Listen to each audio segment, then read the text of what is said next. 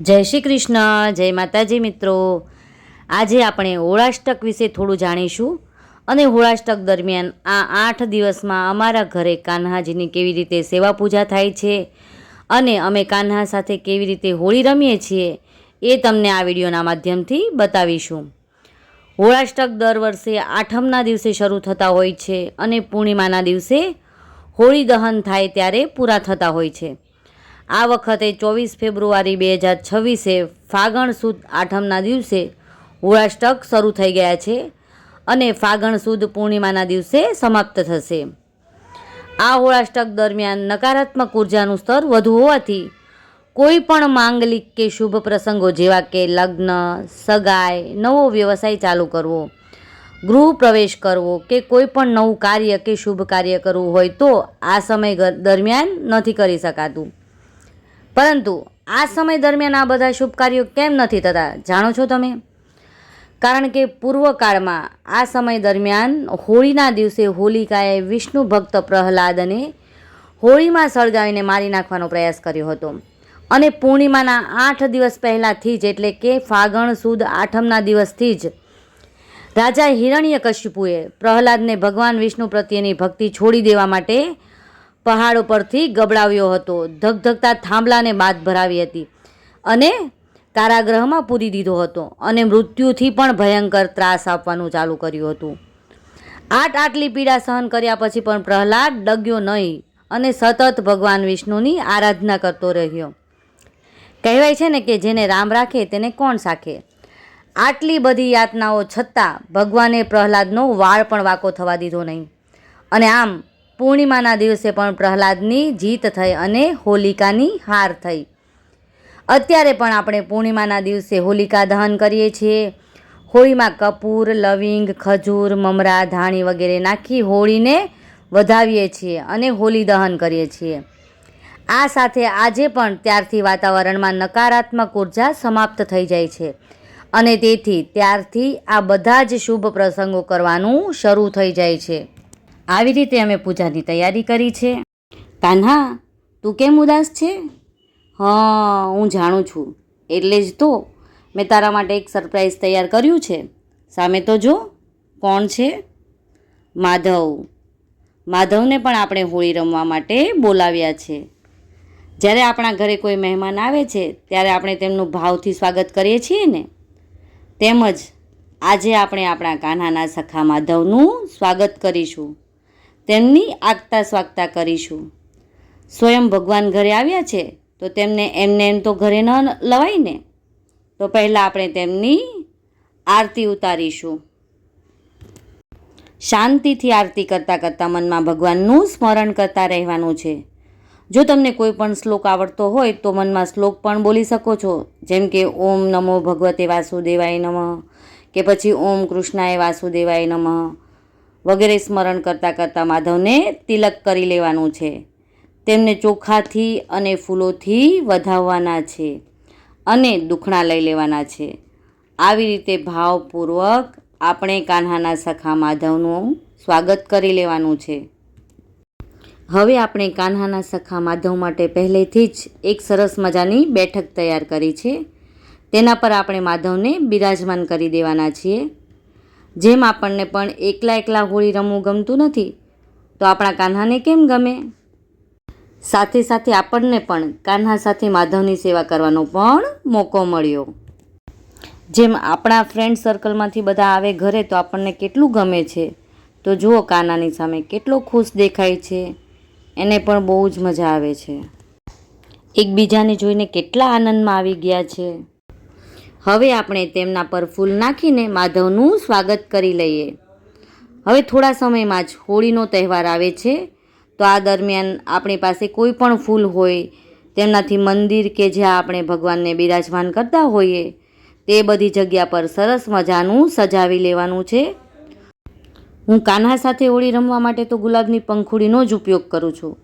ગુલાબની પંખુડી એકદમ સોફ્ટ હોય છે, જે કાન્હાને કંઈ ઈજા પણ કરતી નથી અને મને પણ ગુલાબના ફૂલો ખૂબ જ ગમે છે। માટે કાન્હા સાથે રમવા માટે હું આ ગુલાબની પંખુડીનો જ ઉપયોગ કરું છું। હા, સજાવવા માટે હું ઘરમાં કોઈ પણ ફૂલ હોય તેનો ઉપયોગ કરી લઉં છું। આ હોળાષ્ટક દરમિયાન કાન્હા સાથે રંગો કે પાણીથી હોળી નથી રમાતી, પરંતુ હા, આ દરમિયાન આપણે ફૂલોથી કાન્હા સાથે હોળી રમી શકીએ છીએ, એમની સેવા ચાકરી કરી શકીએ છીએ. આ સમય દરમિયાન આપણે શારીરિક નહીં પણ માનસિક હોળી ભગવાન સાથે રમી શકીએ છીએ. ગુલાબની પંખુડી મને બહુ જ ગમે છે અને બહુ સોફ્ટ પણ હોય છે, તો હું તો કાન્હા સાથે ગુલાબના પંખુડીથી જ હોળી રમું છું. હા, આ સમય દરમિયાન આપણે ચંદન, અબીલ, ગુલાલ વગેરે કાન્હાના ચરણોમાં મૂકી શકીએ. આ સાથે સાથે આ સમય છે તે બહુ જ ભારે હોય છે, નકારાત્મક ઉર્જાથી ભરેલો હોય છે. તેથી આ સમયમાં આપણે અને આપણા બાળકોને હનુમાન ચાલીસા, ઓમ નમો ભગવતે વાસુદેવાય મંત્ર કે ઓમ કૃષ્ણાય વાસુદેવાય મંત્રનો જાપ કરતા રહેવું જોઈએ. આ સમય દરમિયાન કરેલી પૂજા અર્ચના અનેક ગણું પુણ્ય ફળ દેનારી હોય છે. આવી રીતે કરેલી પૂજા આપણને બધા જ નકારાત્મક તત્વોથી બચાવે છે. આ હોળી માટે અમે કાન્હાનું સિંહાસન છે, પિચકારી અને ડોલ છે કે પછી ફૂલ ભરવા માટેનો આ કુંડ છે અને આ વલોણું છે, એ બધું ઘરે જ બનાવ્યું છે. આવી રીતે કાન્હાની બધી જ વસ્તુ મને બનાવવી ખૂબ જ ગમે છે. મોટાભાગે કાન્હાની બધી વસ્તુ અમે જાતે જ બનાવીએ છીએ. હવે આપણે એક ધૂપદાની તૈયાર કરવાની છે. અમારા ઘરે જ્યારે તુલસી સુકાવા લાગે છે ને, ત્યારે એની ડાળીઓ તોડીને હું ભેગી કરી લઉં છું. અને આવી રીતે એકાદશી કે પૂનમ કે કોઈ પણ મોટો તહેવાર હોય ને, ત્યારે તેનાથી જ હું દીવો કરું છું. આજે આપણે ધૂપ કરવા માટે આ સુકાયેલી તુલસીની ડાળખીઓ, ગાયના છાણના છાણા, 2-4 લવિંગ અને કપૂરને ભેગું કરી તેમાં થોડું ઘી નાખવાનું છે અને એક સરસ મજાનો ધૂપ તૈયાર કરવાનો છે.